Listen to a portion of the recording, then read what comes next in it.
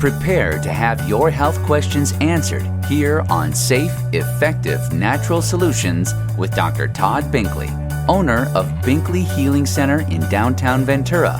Now, here's Dr. Todd. Good afternoon. I'm Dr. Todd Binkley, board-certified doctor of non-force chiropractic and practitioner of functional medicine. I got a great show for you today. We're in the middle of a series on fatigue.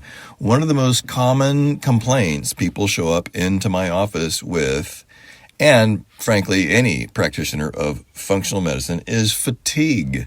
And that the reason that is so common is because fatigue and all its various causes are one of the most common symptoms that most people experience, whether or not they go to a functional practitioner or not. But it's also one of the most common things that the mainstream medical profession has no effective solutions for.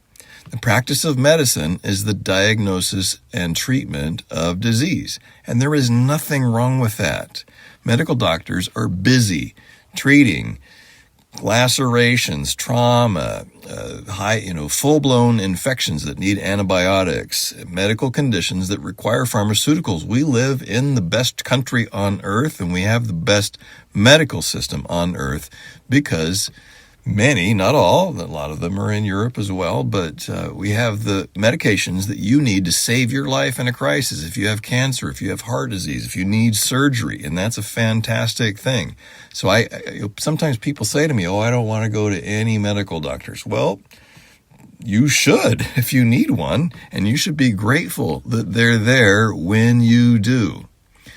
But it's also really important to know that the practice of medicine is the diagnosis and treatment of disease that you already have that is also bad enough to exceed their metrics that they use on standard blood tests and scans and other diagnostic tests that require medical treatment, the big guns that might save your life, but also have a lot of side effects. So I feel like I'm probably preaching to the choir a little bit because I know that people listen to this show, unless you're a first-time listener, most of the people, the long-time listeners of this show, long-time patients of mine, people that listen to this podcast know that they seek out functional medicine. And the reason they do that is because standard medicine does a really poor job with chronic conditions. They do a great job with acute conditions, but they do a terrible job with too many chronic conditions. So it's important to know those terms. Most people don't even know, well, a lot of people still don't know, what is the difference between acute and chronic? Both of them mean bad, right? If you're, I have acute pain, I have chronic pain, that's the same thing, right? No, acute pain is the pain you feel after a recent injury, a recent exacerbation of something. Acute just doesn't mean bad. Acute just means short term. It just happened. Chronic means has been there for a long time. The Greek root chronos, used in chronology, that's what chronic means. Chronic only means, chronic pain can be mild, almost, something that comes and goes, something that you can barely feel, or something that's excruciating, but chronic has nothing to do with the severity of pain or other symptoms that you feel. Neither does the word acute. Acute symptoms are usually more severe than the symptoms from a chronic injury or a chronic complaint from whatever cause. But it's important to distinguish those things. So the practice of medicine, the Western medical profession, is amazing at treating acute disease. It's a wonderful thing. It's fantastic. They'll save your life in a crisis. If you have a heart attack, if you have some kind of a traumatic injury, if you have an infection, this is their ballywick. This is what they're good at, and we should celebrate that. Most of you probably already do celebrate that. But the distinction, if you're wondering, because a lot of people, what is functional medicine exactly? What is the difference between functional medicine and mainstream medicine? Functional medicine means restoring normal function, identifying deviations from normal function, using the same diagnostic tests, blood tests, urine tests, stool tests, hair tests, saliva tests, any body fluids that'll provide the information, genetic tests, anything that'll provide the information we need to identify whether or not you need some course of action, some form of treatment. And unfortunately, the system that we have in the United States of America is something that requires proving that you need what you've already paid for to someone else, some clerk and some bored clerk, agitated, irritated clerk that's overwhelmed with questions on the end of their telephone at some insurance company that you paid for to tell you whether or not you can have that treatment. And that's just super frustrating to me, and I know it's frustrating to a lot of people. And the only way to deal with that, the best way to deal with that, is to take better care of your own health. Prevention means just that. Most people have everyone loves prevention is sexy. Sure, oh yeah, I want to prevent that. The medical profession talks about prevention all the time. Prevention in standard Western medical practice usually means, we're going to screen you with a mammogram to prevent breast cancer. We're going to screen your blood pressure and your cholesterol.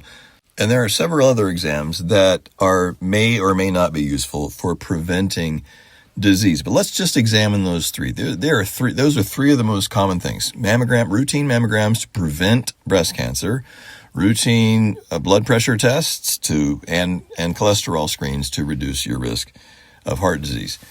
And that's fair. When someone says they're going to help you prevent something, reducing the risk of is what we really mean. It's what I mean when I say we're going to prevention of this. It means reducing the risk of. That's fair. That's all we can do, because the undetermined variable, the thing we can't control, is what you do, how well you take care of your health, how well your loved ones take care of their health. No one can guarantee anything, but you can increase your odds of living long and living well if you do certain things to take better care of your health, which of course is the objective, the point of doing a mammogram to screen for breast cancer, checking your high blood pressure regularly, and screening cholesterol to prevent your risk of heart disease. Prevention has to be shorthand for reduce your risk of, because that's just reduce your risk of is an awkward phrase. How to prevent something is a useful phrase for anyone. But of those three common examples that I just mentioned, only one of them actually helps you prevent disease. Can anyone guess which one? Does a mammogram prevent you from getting breast cancer? Of course not. It just screens you for earlier signs when you already have breast cancer. And it's important to do that because standard Western medicine has made great inroads. The pharmaceutical companies that are egregious in so many things have made amazing strides in helping women survive breast cancer. More women survive breast cancer every year, but more women also get diagnosed with breast cancer every year. So that's the problem they don't talk about. So number one, mammograms don't prevent breast cancer, and more women are being diagnosed with. Whether or not they're getting it, that's a separate issue. But more and more women are getting diagnosed with breast cancer every year. That's part of increased screening. It's a complicated issue. The treatment, the standard Western medicine oncology treatment for breast cancer is better than ever, and that is a great thing. But it does nothing to address why so many women are getting breast cancer in the first place. So mammograms do not prevent breast cancer. It's early detection. That's not prevention. Testing for cholesterol is not definitively predictive of your risk or someone you love of their risk of a heart attack or a stroke. So that is obviously not prevention. It does nothing to address the root cause of the disease. That is the number one cause of death. Heart disease and stroke are the number one causes of death in America and in most parts of the Western world. And pretty much everyone already knows that. The important thing to consider is most honest people will admit, or hopefully shout out loud, that these are preventable deaths. Heart disease, cardiovascular disease, heart attack and stroke, diabetes, even dementia, anytime you think about risk of heart disease, it directly correlates with your risk of dementia. The damage to the blood vessels that cause you to have a heart attack or a stroke also reduce the flow of nutrients to your brain. Your brain is the most sensitive organ in your body to any nutrient deficiency, and you'll never know that's happening until you start forgetting where you are. That's the sad thing. There's a gap of about 30 years from when the damage starts to the blood flow to your brain and when you notice the first signs of dementia. I'm Dr. Todd Binkley. You're listening to Safe, Effective, Natural Solutions to Almost Any Health Challenge. Who do you know who has a high risk of a heart attack or a stroke? Who do you know that is fatigued for no reason, who has low energy, who finds it difficult to get up out of bed, who has a good night's sleep but gets up and still feels exhausted, who exercises regularly and eats a great diet and still doesn't have the energy that they did 5 years ago, maybe even a year ago? What changed? That's the frustration that I hear from patients when they come in complaining of lack of energy, fatigue, tiredness, some change in their ability to just do what they need to do. They felt fine last year or 5 years ago. It's sort of gradual. What changed? Why do so many people, men and women, have these symptoms and they go into their general practitioner for their annual physical or their OBGYN if they're a woman, or any doctor that their wife told them to go to if they're a man, because men are so reluctant to go to any doctor? What happened? Why is it that it's so difficult for standard Western medical tests to help you figure out why you don't feel like yourself? Why don't you feel like yourself, like you used to be, like the person you were that would get up in the morning and feel vibrantly alive, or at least ready to do what you had planned for that day? We're all busy. We all have so many things to do. So nod your head if you recently, a year ago, a week ago, a month ago, discovered for no apparent reason you're not doing anything different. You're doing you go to work at the same job, you're eating the same food, you're exercising or not. Nothing's changed. You're doing what you're doing. Maybe you're a year or two older. That's very rarely the reason. The passage of time does make it more likely for certain things to happen, but it's rarely the primary cause. It's not that you're getting older. When I hear people say, "Oh, it just feels like I'm getting older," that usually just means you're not taking care of yourself. So if that's you or someone you know, someone you love is in that situation, email me at drbinkley@binkleyhealingcenter.com. Even text me. You can text me at 805-218-3939. That phone, the ringer on that phone is always off, which means that you can text me at 2 o'clock in the morning if you want. You're not going to bother me. Please do not hesitate to email me or text me, because I'm going to get those messages when I want to get them. I check them when I have time to check them. It's totally fine to send a message to Dr. Binkley at binkleyhealingcenter.com or to the cell phone that I use to field these kind of messages, 218-3939. That's the fastest way to get a response. I check those messages regularly when I have time, and I enjoy doing it. The word doctor in Greek means educator. And my mission in life is to educate people how to take better care of themselves and to provide the support needed to make it actually work when you do that. So a lot of people, most of my patients, honestly, I get most of my patients from existing patients, but I also love doing this show because I also get a lot of patients from this show. And the reason I love that, the reason I'm doing this show is to help you identify the things that you can do to take responsibility for your own health, to identify things that you're not going to figure out by yourself. You're not going to figure out by listening to influencers on Facebook or Instagram. You're not going to figure out by asking your uncle or your brother, who just, may have great intentions, but they're not going to give you the expertise and order the diagnostic tests that you need to identify what's really happening. And as soon as I say that, I have to remember, I keep forgetting, I don't forget this, but sometimes I forget to mention it. All of you, everyone, when you come into my office, you want to identify the one cause. Oh, something changed 6 months ago, a year ago, last week. I felt fine until 3 weeks ago. What changed that day?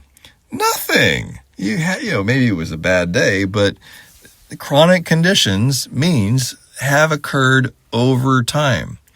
The things that you need support for with functional medicine are always things that have occurred over time. The day you felt your symptoms, not that much changed. Nothing important for the diagnosis and treatment of your condition and providing a solution for you that will work. These things occur over time. What you need is to identify all of the things that are stressing your body. There is never one cause of tiredness or fatigue or exhaustion or any other type of lack of energy. There are a dozen things that cause that. The 12 most commonly overlooked causes of fatigue is the title of an entire website that I set up called FatigueFreeLiving.com. You can check that out for more information. And in this past few episodes, since I think episode 108, this is 110, past 4 episodes, I've been talking about the 12 most commonly overlooked causes of fatigue, because the main causes of fatigue are very commonly overlooked. They don't fit the metrics that Western medicine uses. They're not a full-blown condition that requires medical treatment. And there's nothing wrong with that. When you need medical care, you need medical care. When you don't, medical doctors, Western medical, the ER doctor, neurologists, oncologists, orthopedists, gastroenterologists, they're busy treating people who have waited too long. So the point of this show is to make you someone who is armed with the information you need to avoid ending up in that predicament. You want to avoid ending up needing a gastroenterologist because you feel bloating and gas and cramping and pain in your gut all the time. You want to find out what's causing that so that you can fix it without drugs, with better food, exercise, and supplements that can restore a healthy gut, that can restore your immune system's ability to take care of you, which is the way everything is supposed to work. Functional medicine means identifying deviations from places where normal function has been interrupted and restore normal function. Functional medicine means restoring normal function. And the only way to restore normal function is to identify places where normal function is no longer happening. That's what requires comprehensive blood tests. It's really easy to diagnose kidney disease, liver disease, diabetes, an immune system, an acute infection. You can do that with a dozen tests, a standard medical workup that you get to determine if you need some kind of crisis care. Functional medicine requires more tests. Insurance companies don't want to pay for that because insurance pays for medical care. There's no such thing as health insurance. It's medical insurance. It pays for medical care. I'm just saying this for new listeners. All my regular listeners already know that. Apologies to them. I'm Dr. Todd Binkley. You're listening to Safe, Effective, Natural Solutions to Almost Any Health Challenge. I love doing this radio show. Thank you so much for listening. I love the response I've been getting. I've started 6 months ago doing live presentations in my office. Every first Wednesday of the month, I am doing a live presentation. It started out a little slow because I just started it again. I've done it for years. I've been in practice for 35 years. That seems remarkable because I don't look like I've been in practice for 35 years. At least that's what some people tell me, and I always appreciate it. The point is, it's really fun to meet you in person. I invite you to come to my office and bring your questions every first Wednesday of the month. Please, Mark, if you're interested in if the message that I'm providing and you want to know more about it, and if you want to be able to just show up and ask me questions anytime you want, every first Wednesday of the month. We've been doing this for 6 months now. The response has been fantastic, and I love doing it. I love doing this show, but I also love to meet you face to face. And, I want to know what you're dealing with. What kind of support do you need? I started doing this series of presentations in my office live at Binkley Healing Center. That's what I like to call it, live at BHC, Binkley Healing Center. We started in November with a conversation about toxins. Most people have no idea whether or not toxins, we hear about it all the time, or at least relatively frequently, but how do you know if you have toxin exposure?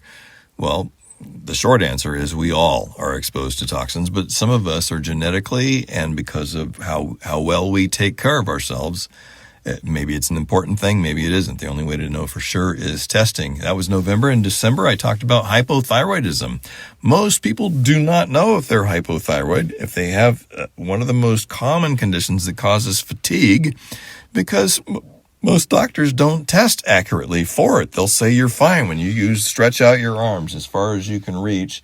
That's what I do when I'm trying to describe the broad medical ranges of medical tests that identify whether or not you have hypothyroidism. Those metrics are irrelevant for most people's lived condition. Far too many people, too many women especially, are borderline hypothyroid, and borderline is all that matters. If you're a little bit low, you need some support, and you never need drugs to give you a little support. In December, I talked about diabetes, especially pre-diabetes. Having high blood levels of glucose causes a peak and a crash, and that always causes fatigue. In February, we talked about heart disease. I've had so many patients that seemed like they were fine, and there are diagnostic tests to identify if you are at risk so you can prevent that outcome. In March, I talked about hormones. Most people do not, especially women, do not get adequate testing to identify whether or not they even need hormone replacement therapy. A lot of times when those women come into me and I test them with a saliva hormone test, which is much more accurate, especially if you're using any kind of topical treatment, any kind of cream you're rubbing into your skin, anything you're inserting into the genital area, anything that you're swallowing or holding under your tongue. Those are all things that are going through membranes of your skin, and those hormones are bound to red blood cells. They do not show up on serum tests, and so many women are given hormone replacement therapy without any testing at all. So these are the kinds of things that we cover in the talks that I do every month. First Wednesday of the month. Mark your calendars if you'd like to join us. May 6th is fatigue. So I've been doing this series on fatigue, and there's never one cause. That's what everyone wants to know. They come in, I felt fine last week. I felt fine 6 months ago. I felt fine until I delivered my first child. There's so many reasons that people suddenly notice that they just can't function like they used to do. They don't feel like themselves anymore. So that's why I've been doing so many episodes of this radio show and the podcasts that will result from it. So if you're listening to the podcast, it's a series that started on episode 108.